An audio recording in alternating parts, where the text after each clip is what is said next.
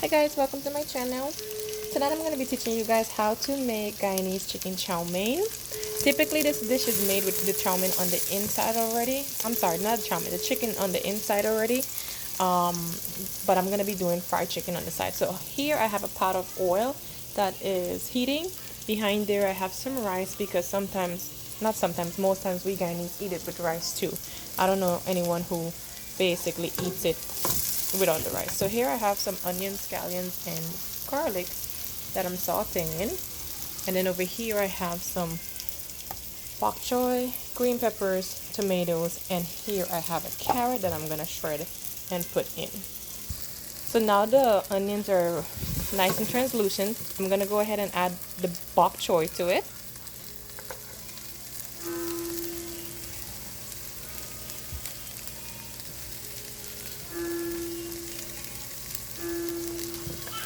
And along with that, I'm gonna add the tomatoes. And I'll let this also saute for just a tad bit. So I went ahead and I added the sweet peppers, I have the bok choy, I have the onions, garlic, scallions, and tomato all cooking up at the same time, guys. So I'm gonna let this just saute down for just a tad bit before I add the chow mein. Alright guys, so here I have the sauteing. So this is sauteed down very nicely, guys. Now to this I typically add some castor, but I don't have any, so I'm gonna go ahead and add grace browning, just a tad bit, and this is only for color for the chow mein. So I have that there. Whilst that is in there, I already boiled my chow mein down, guys, so I'm gonna go ahead and just add the chow mein. Now the chow mein looks a bit sticky. It was boiled with oil. However, I'm just gonna go ahead and sprinkle just a tad bit of oil over the top, and I'm using Bertolli extra virgin olive oil, guys. So I'm just gonna go ahead and work the oil in just a tad bit. Now you don't really want this super oily, but you do need to get the vegetables and everything loose in it. So I'm gonna go ahead and just loose this up and fry this in, and then I'll show you guys next. So I have this partially mixed in already, guys, with it. So at this point, I mean, everyone cooks their own different. This is how I cook mine. I'm gonna go ahead and add just a little bit of traditional all-purpose seasoning. You can add whatever type of seasoning. Usually I would add some green seasoning, which is all the scallions, blend up garlic and stuff like that. I don't have any. I added some garlic powder there.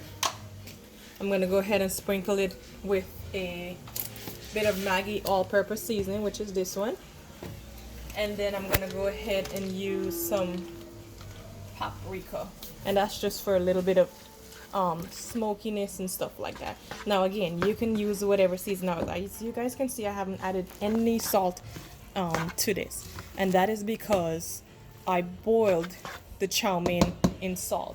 Now at this point, I'm gonna just switch out my spoon, guys, and I'm gonna get to my fork. That way I can stir, because I want to loose all my noodles out. I want everything to have the same color and everything. I don't want it to be, oh, one noodle white, one noodle dark. No, that ain't cute. So now I have it at this stage, guys. What I'm going to show you, I'm going to go ahead and add some carrots. So let me get the carrot. So now I'm going to go ahead and add my carrots to it, guys. Now normally you can add shredded carrots.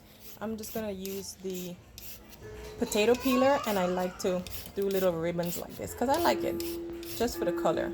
So like so, and probably do like half of it. If you have shredded carrots on hand, you do that. If you have diced carrots, you do that. You do basically what you like. Do this.